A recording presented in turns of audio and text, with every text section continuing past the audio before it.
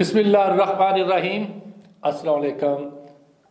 Programme है royal guest with MR. Anjum और मैं हूं आपका होस्ट प्रोफेसर मोहम्मद रफीक अंजुम। नाज़रीन वतन, दूसरी जंग अजीम के दौरान जब अमेरिका ने हिरोशिमा और नागासाकी में बम बरसाए और जापान को मजबूर कर दिया कि वो कितने टेक थे, तो उस वक़्त भी जब दोनों अतराफ के जर्नैल एक कुर्सी पर एक जो है वो जगह बैठे हुए थे और शराइत तय हो रही थी। शराइत क्या तय हो रही थी? 100 साला जो मुआहिदा हुआ उनके दरमियान बहुत सी शराइत तय की जा रही थी। जब बात एजुकेशन पर आई तो अमेरिकन जनरल ने कहा कि जनाब एजुकेशन सिस्टम भी हम चलाएंगे आपका। तो जवाबन जो है वो जापानी जर्नैल ने कहा कि हमने आपकी हर बात मानी है और मान भी रहे हैं, लेकिन एजुकेशन सिस्टम हम आपको नहीं दे सकते। एजुकेशन सिस्टम हम अपने हाथ में रखेंगे। हम बेहतर जानते हैं कि हमने अपनी कौम को क्या पढ़ाना है, क्या सिखाना है और किस तरीके से जो है वो उन्हें मुस्तकबिल में लेके चलना है। तो इस दो टोक जवाब पर जो है वो अमेरिकन जनरल को जो है वो पीछे हटना पड़ा। और फिर नाज़रीन बातमकीन, आपने देखा कि वही जापान जो कि जंग से तबाह हाल था, वही जापान चंद ही सालों में अपने एजुकेशन सिस्टम की बदौलत फिर एक उभरती हुई माशी कुव्वत बन गई। तो बात सिर्फ एजुकेशन सिस्टम की नहीं है, बल्कि एजुकेशन सिस्टम में जो उन्होंने करिकुलम दिया, जो उन्होंने निसाब दिया, उसकी भी है। उन्होंने वक्त के तकाज़ों के मुताबिक अपने निसाब को डाला, अपने निसाब को IT बेस्ड बनाया, अपने निसाब को टेक्नोलॉजी बेस्ड बनाया। और फिर आपने देखा वो कौम जो है जो कि जंग से तबाह हाल थी, जो मायूस कौम थी, फिर उस कौम में उम्मीद की किरणें पैदा हो गई और वो कौम फिर से खड़ी हो गई। जबकि इसी तनाजुर में अगर पाकिस्तान को देखें तो बदकिस्मती से हमारा तो यहाँ एक करिकुलम ही नहीं है। हर अदारे का अपना एक अलग निसाब है। उर्दू मीडियम सिस्टम को देखें तो उनका निसाब अलग है, दीनी मदरसों को देखें तो उनका सिस्टम अलग है, और इंग्लिश मीडियम अदारों को देखें तो उनका अपना ही निसाब है। और इसी तरीके से अगर एलीट क्लास के अरिस्टोक्रेटिक जो तबका है उसके बच्चों के लिए जो अदारे हैं उनको देखें तो उनका कोई अपना ही निसाब है। यानी अजीब किस्म की खिचड़ी पकी हुई है। और फिर हम कहते हैं कि पाकिस्तान तरक्की नहीं कर रहा। पाकिस्तान उसी सूरत में तरक्की करेगा जब हमारे मुल्क का एक ही निसाब होगा, और वो निसाब सिर्फ जनरल एजुकेशन पर मुश्तमिल ना हो, क्योंकि ये निसाब क्लर्क पैदा कर रहा है, ये निसाब बाबू पैदा कर रहा है। हमें चाहिए ऐसा निसाब जो IT पे मुश्तमिल हो, जो टेक्नोलॉजी बेस्ड हो, तब के जाके हमारे जो यूथ है वो अपना मकाम पैदा कर सकेगी। और जो इकबाल ने कहा था कि मैं अपने कौम में शाहीन पैदा करना चाहता हूँ, फिर वो शाहीन पैदा होंगे। और इंशाअल्लाह ताला मुझे उम्मीद है कि आने वाले दिनों में, आने वाले सालों में इकबाल का ख्वाब जो है वो ज़रूर शर्मिंदा ताबीर होगा और ज़रूर उम्मीद की किरणें पैदा होंगी। दो किरणें तो मेरे सामने, आपके सामने यहाँ मौजूद है। ये वो शाहीन है इकबाल के, वो शाहीन है इकबाल के वो बेटे हैं जिन्होंने ज़रा हट के जो रूटीन से हट के जो है वो अपने मकसद को किसी और तरीके से पूरा करने की कोशिश की। और न सिर्फ पाकिस्तान में बल्कि बैरून मुल्क भी अपना नाम पैदा किया। मेरा एक शाहीन जो है वो ऑडियो वर्सिटी के नाम से अपना एक अदारा चला रहे हैं, और जो मेरा दूसरा शाहीन है वो ऐशविस के नाम से IT अदारा चला रहे हैं। दोनों जो है उनका शोबा एक ही है, IT बेस्ड एक्टिविटीज़। और मेन मकसद, मेन ऑब्जेक्टिव, जो मिशन स्टेटमेंट है इनकी, वो यही है कि हम जो पाकिस्तान की जो यूथ है उसको हम अपने पाँव पे खड़ा करना चाहते हैं। वो IT बेस्ड नॉलेज हासिल करें और अपने पाँव पे खुद खड़े हों, और अपनी मुख्तलिफ तरीके जो कमाई के हैं वो भी ये उनको बताते हैं कि आपने इस तरीके से जो है वो अपने हालात बदलने हैं, इस तरीके से कमाई करें। खुदा के बंदो, ज़माना जो है वो कहीं कहाँ का कहाँ जा रहा है, और आप जनरल एजुकेशन में सर जो है वो दिए बैठे हुए हैं। तो मैं ज़्यादा अपनी तौहीद को ज़्यादा नहीं बढ़ाना चाहता। मैं चाहूँगा कि इनकी बातें आप सुने और ज़्यादा से ज़्यादा जो है वो आपको नॉलेज हासिल हो IT के बारे में। मेरी मुराद जनाब अब्दुल हनान साहब से, जो CEO है ऑडियो वर्सिटी के, और दूसरे गेस्ट जो हैं वो साद अरशद साहब है, जो कि CEO हैं एशविस के। जनाब आपका बहुत शुक्रिया। Thank you. आपका भी बहुत शुक्रिया। मुझे मालूम है आप बहुत मसरूफ़ हैं, अपनी गुनागू मसरूफियात में से आपने हमारे लिए वक्त निकाला, हम आपके मशकूर हैं, रॉयल चैनल आपका मशकूर है। सर सबसे पहले तो हमें बताएं अब्दुल हनान साहब, अपने इब्तदाई तालीम के बारे में बताएं कि आपने कहाँ हासिल की। मैंने सबसे पहले जो है अपना मैट्रिक जो है GC यूनिवर्सिटी से कंप्लीट किया, और उसके बाद FSC करने के बाद जो है मैंने ग्रेजुएशन स्टार्ट की सॉफ्टवेयर इंजीनियरिंग में, और सॉफ्टवेयर इंजीनियरिंग के फ़ौरन बाद जो है मैंने कुछ अर्सा जॉब्स की, कुछ डिफरेंट ऑनलाइन प्रोजेक्ट्स किए, और बस उसके बाद फिर मुझे ये चीज़ फील आई कि हमारे यहाँ पे जो काम है वो प्रैक्टिकल जो है बहुत कम है और थ्योरेटिकली बहुत ज़्यादा। तो इसी वजह से जो है एक ट्रेनिंग इंस्टीट्यूट स्टार्ट किया, ताकि जो इश्यूज मैंने फेस किए मेरे आने वाली जो नेक्स्ट जनरेशन वो फेस ना कर सके। बिल्कुल सही। जनाब साहब से पूछेंगे, जनाब आपने अपनी इब्तदाई तालीम हासिल कैसे की, कहाँ की? थोड़ा सा लंबी कहानी है हमारी कि I got my secondary education from UAE। हम लोग बाहर पैदा हुए, बाहर पढ़े, बाहर पढ़ के जब पाकिस्तान में आए तो बड़ा अजीब सा निज़ाम देखा। कॉलेज के क्रेडिट आवर्स मीट होते थे, यूनिवर्सिटी से क्रेडिट आवर्स मीट होते थे। बहुत अच्छी यूनिवर्सिटीज़ की बात कर रहा हूँ जिसमें क्रेडिट आवर्स मीट करते हैं आपके, आप बाहर से पढ़ के आए हैं। और मज़े की बात, जो मैंने मेरे बाहर सिलेबस था वो यहाँ पाकिस्तान में नहीं था, तो फिर मैंने जो है ना एक बहुत बड़ी university, I can't quote the names, but बहुत बड़ी यूनिवर्सिटी में दाखिला लिया। उसमें फिर हमने प्राइवेट हमने जो ना सारा पढ़ाई की और एवरीथिंग वेंट स्मूथ। एक चीज़ जो मैंने देखी बाहर के निज़ाम में और पाकिस्तान के निज़ाम में, दैट वाज प्रैक्टिकल नॉलेज। किसी भी चीज़ के ऊपर practical knowledge was in terms of zero. वो टाइल से हम लोग पेपर में बाइज लेके जा रहे हैं और पेपर्स करना wasn't a difficulty for us. तो उसके बाद we went to by chance, Hanan साहब and I went to the same university, तो हम लोग वहाँ पर मुलाकात की और फिर हमारा जो है ना एक बिजनेस के साथ हम लोग आगे ग्रोथ की। तो मैंने एक चीज़ का किया कि पाकिस्तान में सॉफ्टवेयर एक ऐसी चीज़ है जिसमें बहुत ज़्यादा लैक है, नॉलेज की बहुत ज़्यादा लैक है। I started a company with the name of एशविस, और फिर अल्हम्दुलिल्लाह अब पाकिस्तान के बिगेस्ट नेम्स में एक कंपनी है एशविस के नाम से, और वो मैं उसको जो है ना लीड कर। माशाल्लाह जी, बड़ी अच्छी बात है। अच्छा सर आप बताएं हनान साहब कि जो मौजूदा हमारा एजुकेशन सिस्टम है, जो हमें स्कूलों में पढ़ाया जा रहा है, जो हमें यूनिवर्सिटियों में पढ़ाया जा रहा है, क्या आप उससे मुतमिन हैं? अच्छा, अगर इसको देखा जाए तो यहाँ पे जो बच्चे PhD भी करके निकलते हैं उनके पास सिर्फ थ्योरेटिकल नॉलेज होता है। मतलब एक सॉफ्टवेयर इंजीनियर को जब आप प्रैक्टिकली सॉफ्टवेयर के लिए बिठाते हैं तो उसको सॉफ्टवेयर बनाना नहीं आता है। तो अगर उसको सॉफ्टवेयर बनाना नहीं आता तो आई गेस एजुकेशन सिस्टम यहाँ पे 100% फेल है। जैसे भी आप जापान की बात करें तो जापानी स्टूडेंट जो होते हैं, जो 6th या 7th ग्रेड के होते हैं, वो हमारे PhD बच्चों से ज्यादा प्रैक्टिकली काम जानते होते हैं। तो आई गेस इस हिसाब से देखा जाए तो हमारा जो एजुकेशन सिस्टम है वो बिल्कुल ही फ्लॉप है, जीरो है इस हवाले से।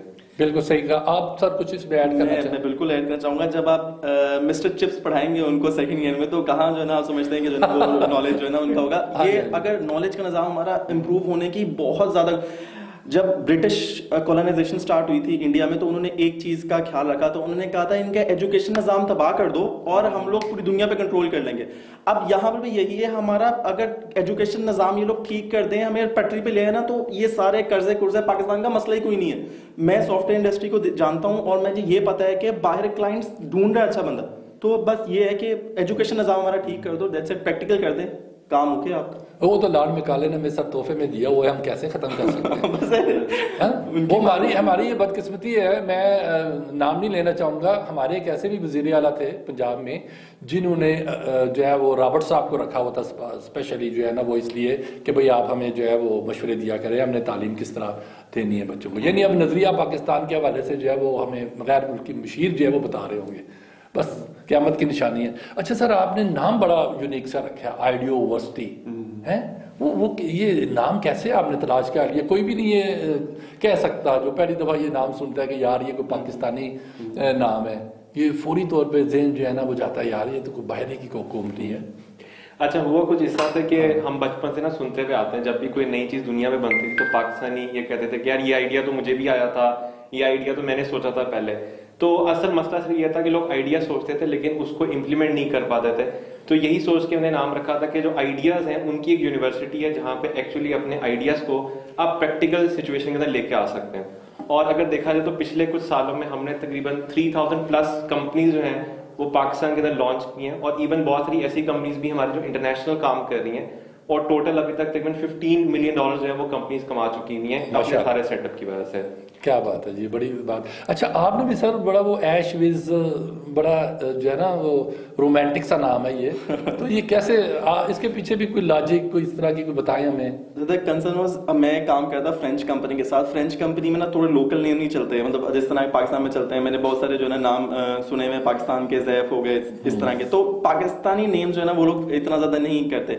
So this is basically a French name which came out of the game, और वहां पर ऐशविज के नाम से वी गॉट रजिस्टर आवरसेल्फ। और फिर यूएस में हम लोग जो है ना जब सेटअप करे थे, तो ऐशविज इज समवट थोड़ा सा इसमें यूएस का है, क्योंकि we are aggregated from US, और फ्रेंच हमारे पास यूरोप ज्यादा है, हम लोग टारगेट कर रहे हैं। तो ऐशविज बेसिकली वहां का नाम है। अक्सर लोग सुनते तो कहते हैं क्या इसकी भी जो स्टोरी है, तो स्टोरी से ये है कि we have aggression from USA या यूरोप से, तो फिर उसके लिए आसान होता है कि हमें थोड़ा सा जो है ना वो मैसेज जरा इजीली उनको कन्वे हो जाता है। अच्छा, ठीक है। अच्छा सर, मुझे ये बताएं, हम सुनते हैं जी इंडिया ने जो है वो आईटी प्रोडक्ट्स इतनी जनाब वो जो है वो की हैं, एक्सपोर्ट की हैं, उनको इतने मिलियन इतने बिलियन डॉलर मिल गए हैं। और जनाब हांगकांग ने जो है वो उसने भी बड़ा इस सिलसिले में काम किया है। बाकी मुल्क, इवन की जो बांग्लादेश जिसकी जो वो करेंसी टका है, हम कहते थे टके दे भी नहीं है, वो भी हमसे आगे बढ़ गए हैं। ये बताएं, ये हम कैसे आगे निकल सकते हैं, ये आईटी प्रोडक्ट को किस तरीके से हम बढ़ा सकते हैं। इसका बस एक ही तरीका वो ये है कि हम शुरू से ही प्रैक्टिकल जो है ना काम करें। जैसे अभी आपने बताया, इंडिया जो है इस वक्त तकरीबन $400 बिलियन की एक्सपोर्ट करता है आईटी में, जबकि पाकिस्तान की जो आईटी एक्सपोर्ट है वो सिर्फ $10 बिलियन है, जो कि पूरी दुनिया का 0.1% भी नहीं बनता है। और उसकी सबसे बड़ी रीजन ये है कि यहाँ पे जो स्टूडेंट्स हैं उनको ये सिखाया ही नहीं जाता कि जी ऑनलाइन भी जो है पैसे कमाए जा सकते हैं, या और भी बहुत सारी अपॉर्चुनिटीज हैं। यहाँ पे जब भी कोई बनता है तो वो डॉक्टर बनता है, इंजीनियर बनता है, या आर्मी में चला जाता है, इसके अलावा और कोई फील्ड ही नहीं है। तो ये एक चीज है जिसको हमें इम्प्रूव करना चाहिए।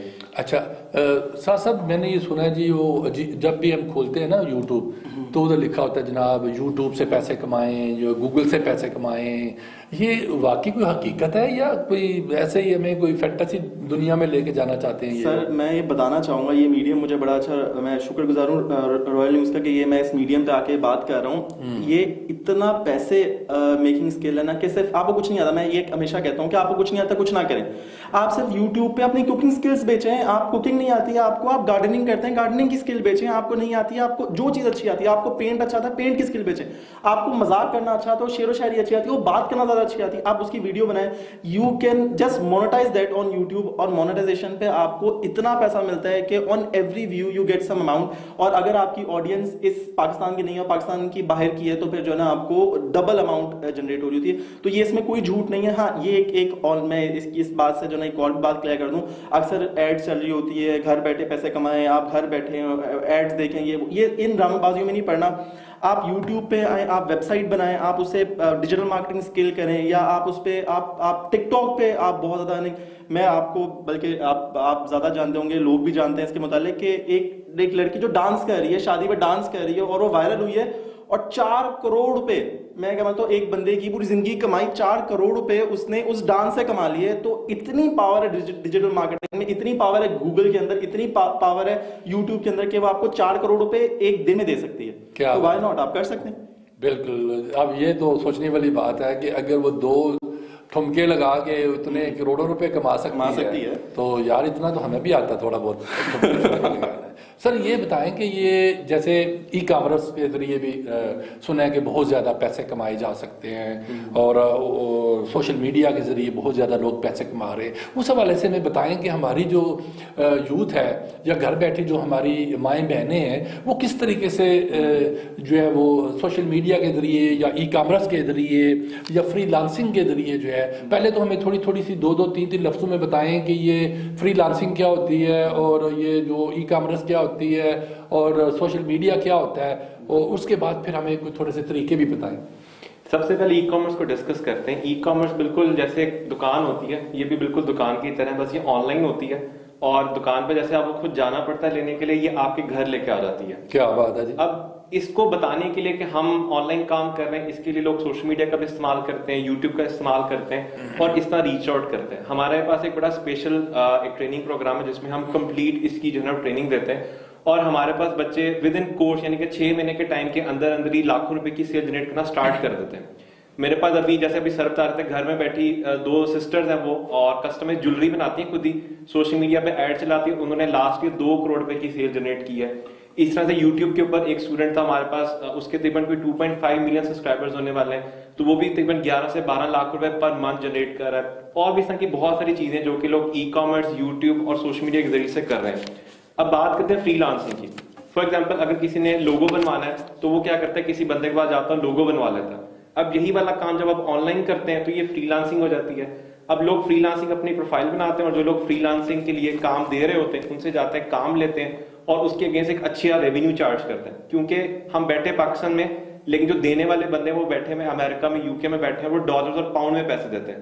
तो उनके लिए तो $5 या 5 पाउंड होता है, पर हमारे लिए यहाँ पे अच्छे खासे पैसे बन जाते हैं। तो इस वजह से फ्रीलांसिंग बहुत ज्यादा इन है यहाँ पे।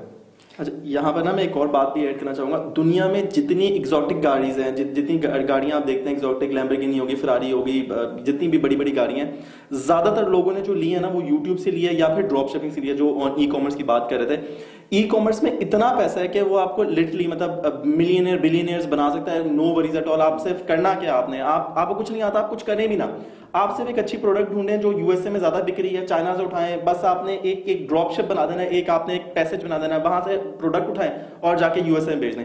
और ये इतना मनी मेकिंग स्केल है कि आप यन कन्वर्ट कर रहे हैं डॉलर्स में, और ये इतनी मनी मेकिंग स्केल है कि मैं आपको लिटरली ये बात यहाँ पर ऑन लाइव चैनल बता रहा हूँ कि सॉफ्टवेयर एक्सपोर्ट्स या फिर आपके ई कॉमर्स इंडस्ट्री पाकिस्तान का कर्जा उतार सकती है। बट जो भी आप अपना स्कोर पाकिस्तान का कर्जा तक, यानी कि ये तक कि पाकिस्तान को किसी टॉप लिस्ट कंट्रीज में लेके आ सकती है अगर आप ई कॉमर्स को या ऑनलाइन अर्निंग की तरफ आए तो। ये एक पॉइंट इसमें ये जैसे आपने अभी साथ साहब ने फरमाया कि हम पाकिस्तान का कर्जा उतार सकते हैं, इज इट जोक और इट इज रियलिटी? अगर ये रियलिटी है तो फिर ये हुकूमत सोई हुई है। अच्छा, इसी में अगर हम फैक्ट बेस्ड बात ये मेरा मतलब हुकूमत क्यों नहीं इस तरफ जाती? अगर इस पे फैक्ट बेस्ड बात करें तो ई कॉमर्स का जो टोटल जीडीपी है पूरी दुनिया के अंदर वो $7 ट्रिलियन का है, और हमारा जो टोटल लॉन है वो चंद कोई 100-200 बिलियन डॉलर्स का है। सो अगर हम ई कॉमर्स का सिर्फ 7% एक साल के लिए काबू कर लेते हैं तो पाकिस्तान का लॉन देना कोई मुश्किल काम नहीं है। और आप सिर्फ ये सोचें कि अगर आप पूरी दुनिया का ई कॉमर्स सिस्टम एक साल के लिए अपने पास कर लें तो अमेरिका से बड़ा कंट्री हम बन सकते हैं। और अगर आप देखें तो बांग्लादेश, जितने भी श्रीलंका टाइप के जितने भी ग्रोइंग कंट्रीज है, उन्होंने फ्रीलांसिंग को इस्तेमाल किया और वो इतना आगे चले गए कि आज वो टुकड़ा जो बांग्लादेश का हमारे से टूटा था, आज हमसे ज्यादा जीडीपी और ज्यादा ग्रोथ ले रहा है। तो उसकी रीजन सिर्फ ये फ्रीलांसिंग, और गवर्नमेंट इसके अंदर इसलिए सपोर्ट नहीं करी क्योंकि गवर्नमेंट को खुद भी नहीं पता कि इसमें कितना पैसा। तो पहले आई गेस गवर्नमेंट को हमें समझाना पड़ेगा कि ये कितना है, और उसके बाद ही फिर वो इसके अंदर आएंगे। सर, इतने जो बड़े बड़े जो ओहदों पे बैठे हुए हैं, जो आईटी को डील कर रहे हैं, ठीक है, वो क्यों नहीं बताते हुकूमत पाकिस्तान को या हुकूमत पंजाब को? सर ये तो एक मैं समझता हूँ कि बहुत बड़ा एक ब्लंडर है। अच्छा, मैं यहाँ पर बात है तो मैं आईटी मिनिस्टर के साथ भी हमारा होता है उठना बैठना, आईटी मिनिस्टर के साथ भी बैठे हुए हैं, या जिस कम्युनिटी में उठते बैठते हैं कि जिधर जो है ना ये मिनिस्टर्स वगैरह होते हैं, ये एक साल में, 2 साल में, या 5 साल में, 8 साल में, 10 साल में चीज नहीं है रिजॉल्व नहीं। ये आज से माओ को ट्रेन करना पड़ेगा कि वो आगे नस्ल चलाने, जो बच्चा पैदा हुआ है ना उस बच्चे से आपको जो है ना लीड लेके चलनी पड़ेगी। और आज अगर आप बच्चों को कहते हो तो यार 25 साल का 30 साल का बच्चा है, उसको आप कहते हैं यार फ्रीलांसिंग में चल, अब वो फ्रीलांसिंग उसने बचपन से नहीं पढ़ा, अब उसको 1 साल में 2 साल में फ्रीलांसर बनाना एक मुश्किल काम है। हो बन सकता है लेकिन मुश्किल काम है। तो ये एक हमें हमारी जनरेशन एक लगेगी जिसमें आप अगर मुल्क को लेकर चलना चाहते हो। या भी एक बात बड़ी अच्छी शो स्टार्ट करने से पहले हुई थी, $300 बिलियन है इंडिया की एक्सपोर्ट, आईटी एक्सपोर्ट है $300 बिलियन की, और इंडिया आता है कोई 35वें नंबर पे, पूरी दुनिया के वर्ल्ड वाइड एक्सपोर्ट 35वें या 38वें नंबर पे है। मतलब ये नहीं कि टॉप लिस्ट में है, टॉप लिस्ट में आपके पास हांगकांग है, इजराइल है और डिफरेंट मुल्क है। उन्होंने हांगकांग की आप हिस्ट्री उठा के देख लें कि उन्होंने बचपन से अपनी माँ को ट्रेन किया कि आप ये करें, इस तरह ये स्टेप दे दिए, फिर वहां से उनका बदलना स्टार्ट हुआ। Hong Kong one of the world strongest country, silicon chips में भी ले लें, सॉफ्टवेयर आईटी एक्सपोर्ट में भी ले लें, इजराइल को ले लें, जिस मर्जी कंट्री को ले लें, माओ की तरबियत हुई है, माओ से आगे वो चीज ट्रांसफर हुई है। तो ये नॉलेज है। बिल्कुल सही। उन्होंने तो बल्कि इंडिया ने तो सिलिकॉन वैली एक बनाई, बिल्कुल बनाई है। तो हम क्यों नहीं बनाते सर? हम भी बना रहे हैं, हम पाकिस्तान भी बना रहे हैं, ये नहीं कहूंगा। अभी आप जाएं तो वो मोटरवे से आपको नजर आती है, कायदे आज़म का जो है ना वो बना रहे हैं उनके नाम पे जो है ना, तो वो भी बनेगा इंशाल्लाह। हमारा मुल्क भी आएगा, कर रहे हैं काम, लेकिन थोड़ा लेट है। अच्छा सर, कितने साल का जो बच्चा है वो आप समझते हैं कि इतने साल का बच्चा हो या उसकी इतनी तालीम हो जाए बेसिक जो एजुकेशन है इतनी हो जाए तो वो जो है वो आईटी के शोबे में उसको जो है वो इंडल्ज किया जा सकता है। अच्छा, हमारा जो कल्चर है ना, वो कल्चर बड़ा खराब है। इसमें क्या होता है, जब बच्चा 18 साल का होता है ना, तब तक माएँ उसको छोटे बच्चों की तरह पाल रही होती हैं। जबकि दुनिया में अगर देखें तो छोटे छोटे बच्चे, मतलब 5 साल 6 साल के जो बच्चे हैं वो आईटी के अंदर काम कर रहे हैं, बड़ा अच्छा कमा रहे हैं। हमारे पास अभी पिछले दिनों एक बच्चा था, वो 7वीं 8वीं जमात में पढ़ा था और उसने जो है अपना बिजनेस स्टार्ट किया और वो भी माशाल्लाह से जो है लाखों रुपए के अंदर अपने बिजनेस को लेकर चला गया। सो मेरे हिसाब से आईटी जो है ना, कोई वो चीज नहीं है, कोई डिफरेंट चीज नहीं है, ये बिल्कुल हमारी जिंदगी की तरह है। आज आप देखें जो छोटे बच्चे हैं उनको मोबाइल हमसे ज्यादा अच्छा चलाना आता है, तो पैदा होते साथ ही बच्चे जो है काम कर सकते हैं। आप देखें पाकिस्तान के अंदर जो है वो अरफा जैसे इस तरह के बड़े बड़े नाम है जिन्होंने बहुत ही कम उम्र के अंदर पूरी दुनिया में अपना नाम बनाया। सो इसमें उम्र का कोई ताल्लुक नहीं है। इसमें बात सिर्फ वही, जैसे सर साहब ने यहाँ पे डिस्कस किया कि मदर्स की ट्रेनिंग होनी चाहिए, फादर्स की ट्रेनिंग होनी चाहिए। हमारे जो टीचर जो पढ़ाते हैं उनको खुद नहीं काम करना आता। हमारे जो टीचर्स हमें बिजनेस पढ़ाते थे उन्होंने जिंदगी में कभी बिजनेस ही नहीं किया, ठीक है। हमारे जो बंदे जो मार्केटिंग पढ़ाते थे उन्होंने कभी मार्केटिंग ही नहीं की। तो पहले प्रैक्टिकल अप्रोच आनी चाहिए, एक जो सोच का चेंज है वो आना चाहिए और उसमें वाकई में काफी टाइम लगेगा। उसके बाद अगर एज को देखा जाए तो आई गेस वो बच्चा जिसको बेसिक मोबाइल चलाना आता है, बोलना आता है, वो आईटी के काम में जा सकता है, अच्छे पैसे कमा सकता है। सर यहाँ पर मैं एक और बात ऐड करना चाहूंगा। आप कैसे, ये सवाल इसलिए जस्टिस नहीं करता, 7 साल का बच्चा मिलियनेयर है, ये मैं नहीं कह रहा यूट्यूब पे 7 साल का बच्चा मिलियनेयर है। अच्छा, जब 7 साल का बच्चा मिलियनेयर है तो कहाँ बात रहेगी पीछे एज की। अच्छा, 7 साल का वो कैसे मिलियनेयर बन गया? यूट्यूब मैं आप व्यूज, आपने व्यूज लेने यार, आपकी वीडियोस अच्छी है, आपके पास स्वीटनेस है, आपके क्यूटनेस, आपको बोलना आता है, आप कुछ भी करते। बच्चे जो होते हैं छोटे, उनमें तो वैसी क्यूटनेस होती है। खिलौनों की अनपैकेट, ये खिलौना खरीदा उसको खोल के दिखाया, अच्छा खेल के दिखाया, खेल के दिखाने के व्यूज उसने किए। 7 साल का बच्चा मिलियनेयर। सर मिलियनेयर पाकिस्तान में अगर $1 मिलियन आपके पास $1 मिलियन आ जाए, आपको कुछ और करने की जरूरत नहीं है, आपका मॉडल टाउन में डिफेंस में घर आ जाता है। तो $1 मिलियन का $1 मिलियन $2 मिलियन तो कमाना प्रॉब्लम नहीं है। तो 7 साल का बच्चा मिलियनेयर। पाकिस्तान में भी स्टोरी है, वो जो अहमद शाह पिछले दिनों फेमस हुआ था, वो भी माशाल्लाह मैं देख रहा था करोड़ों के अंदर जो है ना मंथली कमा रहा है यूट्यूब के ऊपर। क्या बात है। अच्छा सर, सबसे पहले मुझे ना आपको अपनी स्टोरी सुनाए कि मैंने ये काम किया और कामयाब हुआ, ताकि लोग कहते हैं जी ये बातें कर रहे हैं और उन्होंने खुद करके क्या, अपनी जो एग्जाम्पल है आप बताएं कि मैंने ये बिजनेस किया, फिर ये किया, फिर ये किया, थोड़ा सा लोगों को पता चले कि ये जो लोग हमारे दरमियान में बैठे हैं, जो आज के गेस्ट हैं, ये खुद भी काम कर करके, तजर्बे कर करके आज इस मकाम पे पहुंचे। अच्छा, स्टोरी कुछ इस तरह से कि मैंने सबसे पहले, जैसे आम टिपिकल सिस्टम होता है हमारा, ग्रेजुएशन के बाद जॉब होती है, जॉब के बाद फिर बेहतर करते शादी हो जाती है, उसके बाद ना वो इंतजार करते हैं कब हमें अल्लाह ताला उठा लेंगे। तो मैं भी सेम उसी पटरी पे मैंने काम स्टार्ट किया। लेकिन बीच में मैंने एक चीज देखी कि मेरे जो सीनियर थे उसकी जो सैलरी थी वो 80,000 रुपये थी, और मैंने सोचा कि अगर मैं कभी जिंदगी में सीनियर बन भी गया उस कंपनी के अंदर, तो उस कंपनी के अंदर जो हाईएस्ट सैलरी थी वो लेने के बावजूद भी ना तो मैं घर बना सकता था, ना गाड़ी बना सकता था, ना ही मैं अच्छी जिंदगी गुजार सकता था। तो उस पॉइंट पे मैंने सोचा कि अब कुछ हम इसको चेंज करते, तो मैंने जॉब के साथ कुछ बिजनेस स्टार्ट किए। अब पाकिस्तान में सबसे बड़ा मसला ये होता है, एक छोटा बच्चा बिजनेस स्टार्ट करता है, वो आधे लोग तो यही कह के मार देते हैं कि भाई ये छोटा बच्चा है, ये हो गया, इसने क्या करना, बिल्कुल इसने क्या करना, ठीक है। तो बड़ी मुश्किल से वो जो एक नैरेटिव था उससे लड़ा के जो है ना फाइनली हमने साथ मिलकर जो है ना एक ट्रेनिंग इंस्टीट्यूट स्टार्ट किया, सॉफ्टवेयर हाउस में काम स्टार्ट किया। इसके अलावा और मल्टीपल इंटरनेशनल प्रोजेक्ट्स हमारे पास आते थे, हमने उस पर काम किया। तो करते करते हम लोग जो है अल्हम्दुलिल्लाह इस वक्त तकरीबन 200 लोगों की जो है टीम की कंपनी हम लोग रन कर रहे हैं। हमारे पास मल्टीपल ब्रांचेज हैं, पाकिस्तान में भी ब्रांचेज हैं, शारजा में हमारे पास ब्रांच है, जैसे सर बताया था यूएई में हमारे पास जो है, सॉरी यूएसए में हमारे पास ब्रांच है। तो मल्टीपल जगह पे हमने इसको एक्सपेंड किया, और इस सारी एक्सपेंशन में अगर हम लोग देखें तो हमें बहुत ज्यादा इशूज है। जैसे नैरेटिव की एक बहुत बड़ा इशू था, हमारी अपनी फैमिली ने नहीं हमें छोड़ा। आज भी हम कभी परेशान हो तो वही कहते हैं बेटा तुम डॉक्टर बन जाते तो ऐसे हो जाता, तो हम कहते हैं डॉक्टरों से तो ज्यादा अच्छी जिंदगी हम अभी गुजार रहे हैं। तो लाइफ में चैलेंजेस थे, लेकिन स्टोरी कुछ यही थी कि जॉब से बिजनेस पे शिफ्ट किया क्योंकि जॉब पे गुजारा नहीं हो रहा था, और जॉब में अल्हम्दुलिल्लाह हमें स्ट्रगल करते हुए तकरीबन 9 ईयर्स हो गए, और 9 सालों के बाद जाके अल्हम्दुलिल्लाह हम 200 लोगों की जो है ना वो कंपनी को स्टार्ट कर रहे हैं। ये तो बड़ी अच्छी बात है। अच्छा सर साहब, आपने अपनी जो कंपनी आपने बनाई है ऐशवेस, इसमें कौन कौन से आप प्रोग्राम इस वक्त करवा रहे हैं? अच्छा, हमारा एक सॉफ्टवेयर हाउस है, मतलब मैंने अभी जिस तरह सर हनान ने बताया आपने मुतालिक ना कि वो उन्होंने कंपनी स्टार्ट, जब ट्रेनिंग इंस्टीट्यूट से, एक जो सबसे बड़ा प्रॉब्लम होता है ट्रेनिंग इंस्टीट्यूट का, आप जाएं तो गली के नुक्कड़ में भी आपको ट्रेनिंग इंस्टीट्यूट मिल जाएगा, लेकिन उनके वही टीचर्स का प्रॉब्लम है, कभी मार्केटिंग नहीं की, मार्केटिंग बढ़ा रहे हैं, कभी ग्राफिक डिजाइनिंग नहीं, ग्राफिक डिजाइनर बने हुए हैं सो कॉल्ड, और ये सबसे बड़ा प्रॉब्लम हुआ जब हमने भी बच्चों को ट्रेन किया। ट्रेन करने के बाद एक कमी महसूस हुई कि इन बच्चों को कहीं पर जॉब देनी है, कहीं पर इंटर्नशिप देनी है।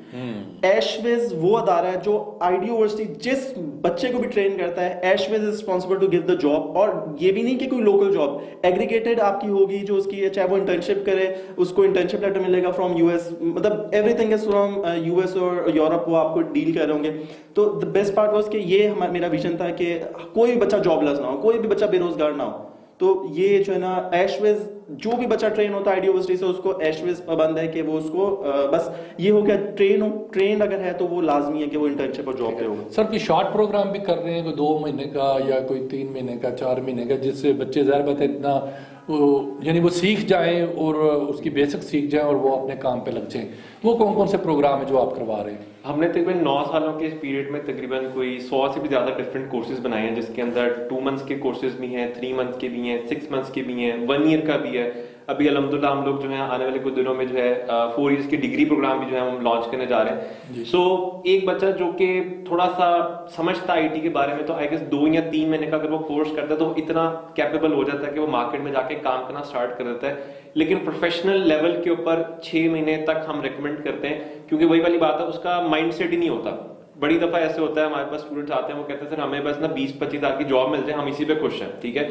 लेकिन पाकिस्तान के अंदर आप देखें तो मिनिमम एक 4 बंदों की फैमिली चलाने के लिए आपको 69,000 रुपीज चाहिए। वर्ल्ड बैंक कहते हैं, मैं नहीं कह रहा, ये वर्ल्ड बैंक कह रहा है, तो 20-25 हज़ार रुपये तो गुजारा ही नहीं है।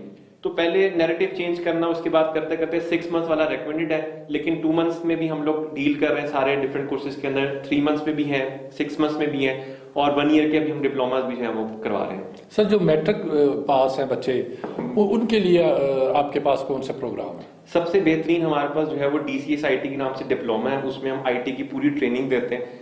उसमें मार्केटिंग होती है, वेबसाइट डेवलपमेंट होती है, ग्राफिक डिजाइनिंग होती है, और सबसे इंपॉर्टेंट उसके अंदर स्किल है वो कम्युनिकेशन की स्किल्स सिखाते हैं। और ये सारी चीजें अंडर द अम्ब्रेला ऑफ एशविज होती हैं, जो कि इंटरनेशनल स्टैंडर्ड्स के ऊपर उसको चेक कर रहा होता है कि जी इंटरनेशनल स्टैंडर्ड्स मतलब कम्पीट हो रहे हैं। मतलब हमारे से पढ़ा हुआ बच्चा ना सिर्फ पाकिस्तान में बल्कि USA जैसे कंट्री में भी जाके अगर जॉब करना चाहता है तो उसको इस डिप्लोमा की बेस के ऊपर जॉब मिल जाती है। और अल्हम्दुलिल्लाह हमारे पास से अभी तक जितने बच्चे पढ़ के गए हैं वो जॉब नहीं कर रहे, वो अपना बिजनेस खोल के जो है ना वो कर रहे हैं अल्हम्दुलिल्लाह।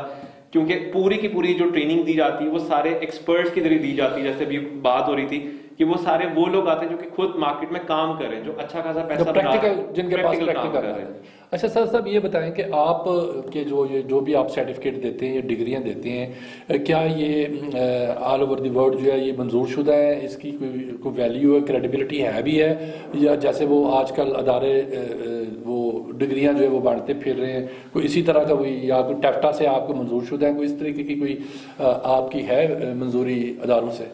अच्छा, यहाँ पर मैं एक बात आपको ले रहा हूँ। तो मेरा जो है ना, मैंने जब बिजनेस स्टार्ट किया था ना, तो it took me a very long time कि मैं उसको सेटअप कर सकूँ। मेरा विजन था कि US बेस्ड एग्रीगेशन होनी चाहिए। मैं आपको मेरे एड्रेसेस मेरी वेबसाइट पे हैं।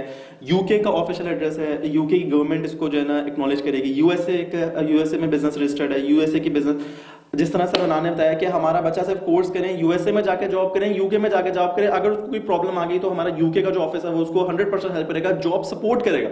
तो हमारी तो एग्रीगेशन सारी USA UK से है। वो जो कहते हैं ना कि आपको अगर देखा है कि बहुत सारे स्कूल कॉलेजेस हैं, नाम नहीं डिस्क्लोज करता, यूनिवर्सिटीज है जो 2 साल इधर पढ़ाती है, 2 साल उधर पढ़ाती है, 2 साल जो इधर पढ़ाती है उसकी फीस अलग, 2 साल जो उधर पढ़ाती है उसकी फीस अलग। नहीं, ऐसा नहीं। हमारा जो वहां पर है जॉब पोर्टल है, वहां पर आप इंडल्ज हो जाए, वो आपको जॉब्स, अगर वहां पर आप जॉबलेस हो जाते हैं तो हमारा वही आपको ऑफिस आपको जॉब भी देगा।